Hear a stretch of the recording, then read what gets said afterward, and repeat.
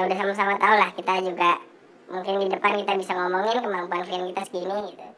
Ya soalnya udah nggak ada sekat, jadi udah nggak ada lagi tuh dia minta berapa gitu, karena udah hubungan dekat itu ya. Sebenarnya sih yang nyetir itu lebih dari kita bukan dari mereka.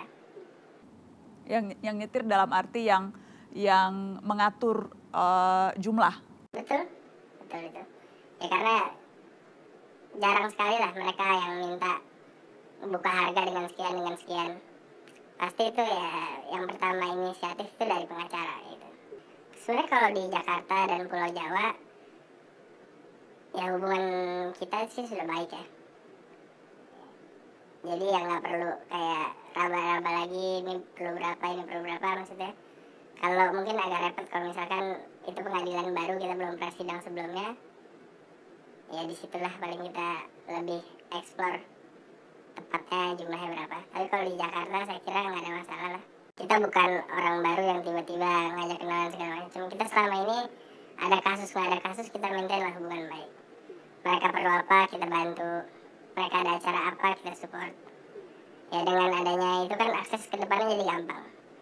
Jadi kalau kita cuma ketemu mereka pas ada kasus aja juga mungkin hubungannya nggak sedekat itu ya. Tapi karena kita udah bertahun-tahun biasanya hubungan itu, kalau dia pindah kemana kita juga tetap monitor, kita tetap kasih, ya itu tadi ada acara apa kita bantu, ya enak jadi hubungan ya. Acara apa sih misalnya? Contoh? Banyak acara, ya acara keagamaan misalkan, acara 17-an. Belum kalau ada pejabat yang keluar masuk, mereka kan rotasinya termasuk sering tuh. Lepas sambut begitu ya? Lepas sambut, bisa sambut segala macam kan mereka pasti ngundang juga rame. Mereka mungkin butuh tempat segala macam, ya kita bantulah di situ.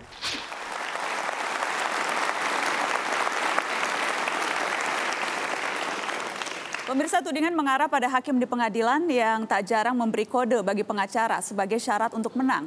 Jika hakim saja tak bersih, bagaimana berharap hukum di negeri ini bisa rapi? Telah hadir juru bicara Mahkamah Agung yang juga Hakim Agung Suhadi dan Wakil Ketua Komisi Yudisial Imam Ansori Saleh. Selamat malam Pak Imam, selamat malam Pak Suhadi. Terima kasih sudah hadir di Mata Najwa. Saya ingin minta tanggapan juru bicara Mahkamah Agung. Anda seorang Hakim Agung melihat apa yang terjadi, kasus terakhir saja. Itu hal yang membuat terkaget-kaget jajaran Mahkamah Agung atau memang sudah tidak terlalu kaget lagi? Ya. Kami dari Mahkamah Agung terus terang bahwa sangat kaget. Pertama memang karena beritanya itu di siang bolong. Nah itu dari segi peristiwanya bahwa kita mengagetkan. Yang lain bahwa peristiwa ini adalah sangat mengejutkan Mahkamah Agung karena pembinaan yang selama ini sangat ketat bagi para hakim. Yang dulu pembinaan itu melalui Rakernas setiap tahun. 3 tahun terakhir pimpinan Mahkamah Agung turun ke bawah untuk menjawab semua permasalahan-permasalahan di bawah dan untuk mengingatkan agar sumpah jabatannya. Juga diberikan kesempatan ke ketua pengadilan tingkat banding di bawah agar hakim-hakim yang menjurus kepada tindakan-tindakan yang merugikan lembaga ditarik ke pengadilan tinggi, baik hakim maupun karyawan. Jadi memang sudah dibaca, Mahkamah Agung sesungguhnya sudah membaca, sudah melihat ada hakim-hakim yang berpotensi akan melakukan pelanggaran? Oh, kalau masalah potensinya itu sebetulnya kita tidak bisa membaca itu. Ketika tadi Anda bilang ada yang mau ditarik, itu konteksnya apa Pak Suhadi? Ya, kalau ada laporan-laporan kelihatan dari pelaporan dari masyarakat. Misalnya laporan bahwa hakim ini dalam memeriksa perkara memihak kepada satu pihak kan gitu. Tapi untuk dibuktikan bahwa menerima sesuatu, dia tidak bisa dibuktikan. Nah, yang demikian itu bisa ditarik ke pengadilan tinggi untuk dilakukan pembinaan. Karena juga sudah hadir Hakim Agung Syarifuddin yang juga Ketua Kamar Pengawas. Pak Syarifuddin, Anda spesifik selain Hakim Agung, Anda juga bertugas untuk mengawasi. Pertanyaan saya sama, adakah memang sebetulnya ada yang sudah dilihat di keker-keker ini berpotensi, kemudian sudah dilakukan pembinaan, ditarik? Dari pengaduan-pengaduan yang masuk kepada kita, kalau memang dari hasil pemeriksaan kita, tapi diperiksa dulu. Kalau memang dari hasil pemeriksaan kita memang itu ada menjurus ke sana, itu segera kita tarik. Sudah ada? Ada. Sudah berapa banyak Pak? Kalau jumlah sih saya tidak ingat dengan pasti. Banyak tapi, atau sedikit tapi? Oh, tidak begitu banyak. Tidak begitu banyak? Tidak begitu banyak. Karena yang terbukti itu tidak begitu banyak. Nah, yang bisa kita yakini bahwa itu benar, itu tidak begitu banyak. Tapi kalau ada, pasti kita non palu. Dan kemudian dipidanakan tidak? Karena kan belum terbukti. Kita kan hanya melihat indikasi saja. Apa misalnya Pak yang mereka lakukan? Mungkin bertemu ya. Kan hakim itu kan dilarang bertemu. Dilarang bertemu dengan pihak yang berperkara. Nah, kalau dia sudah bertemu, kalau pertama bertemu mungkin tidak kenal lah. Jadi tanpa sengaja ketemu, ya itu mungkin ya manusiawi, tidak bisa kita salahkan. Baik, Komisi Yudisial, Pak Imam Ansori, apa yang Anda temukan, Anda dan kawan-kawan di KAI temukan kalau kita bicara tentang hakim dan potensi penyelewengan yang terjadi? Selain di KAI, saya kebetulan menulis disertasi tentang pengawasan hakim ya. Saya mewawancarai jumlah hakim. Saya mengutip pernyataan seorang hakim, sekarang Hakim Agung, Pak Sunarto, itu ada 3 macam hakim. Yang pertama hakim yang putih. Yang putih itu diberi itu, tidak mau meminta apalagi. Yang kedua yang abu-abu. Kalau abu-abu itu kalau diberi mau, kalau minta nggak mau. Yang ketiga hakim yang hitam, minta juga iya, dikasih apalagi. Jadi itu 3 kategori. Putih, abu-abu, hitam. Iya. Dan kemudian saya wawancara dengan beberapa hakim, memang modusnya macam-macam. Ya tadi ada yang karena gangguan dari godaan-godaan dari pengacara, ada yang lewat panitera, bahkan ada yang polisi, jaksa, hakim itu dihubungkan oleh teman-teman Pak Henry, bukan Pak Henry. Teman-temannya, jadi ada juga yang begitu, modusnya macam-macam. Jadi satu pengacara menghubungkan semua dari mulai penyidik, biasanya jaksa, hakim. motornya itu pengacara dengan panitera itu yang ya. Nanti, yang paling rajin pengacara dan panitera. Iya, itu yang tadi rajin. Kata pengacara yang rajin minta hakim.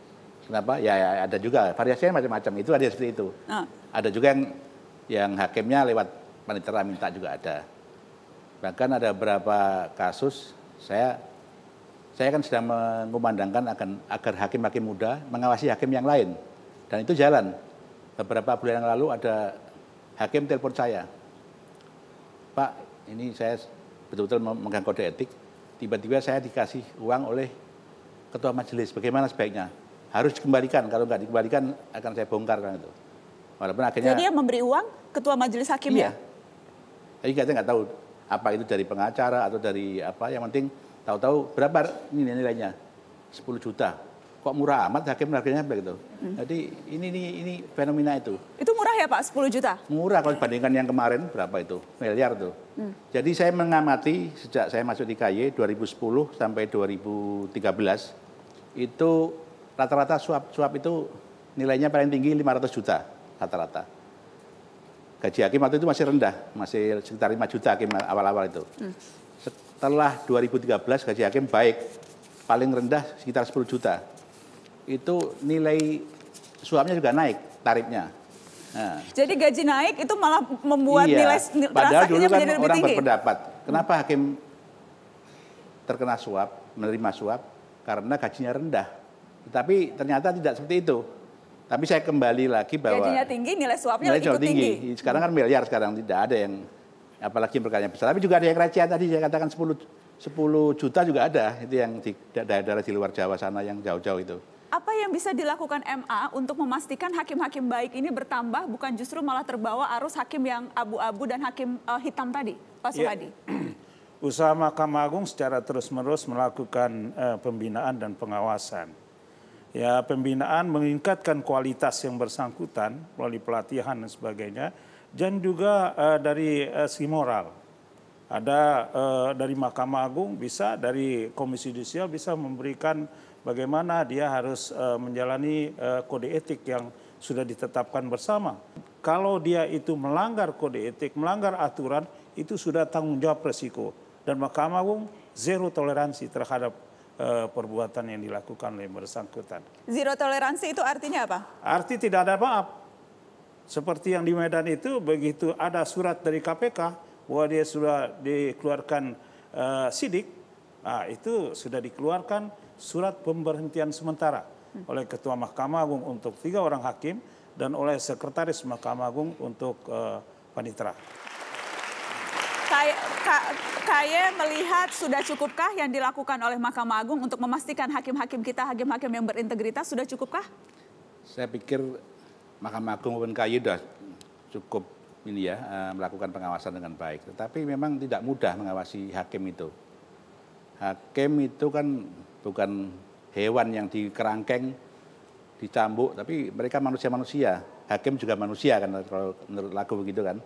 Jadi untuk mengawasi hakim, apa yang disampaikan oleh Pak Suhadi ya betul. Selama hakim betul-betul mematuhi kode etik ini, ketemu aja nggak boleh. Nah ini akhirnya akan menghindari perbuatan yang lebih jauh, tidak pidana. Karena saya mengatakan bahwa pelanggaran etika itu adalah pintu masuk untuk pelanggaran pidana. Dan apa yang biasa membuat goyah hakim itu apa dari penelitian Anda, Pak Imam? Kalau yang buat goyah ya hakim ya banyak. Kadang-kadang lingkungan keluarga, misalnya istrinya kayak Mbak Najwa misalnya, menggoda hakim.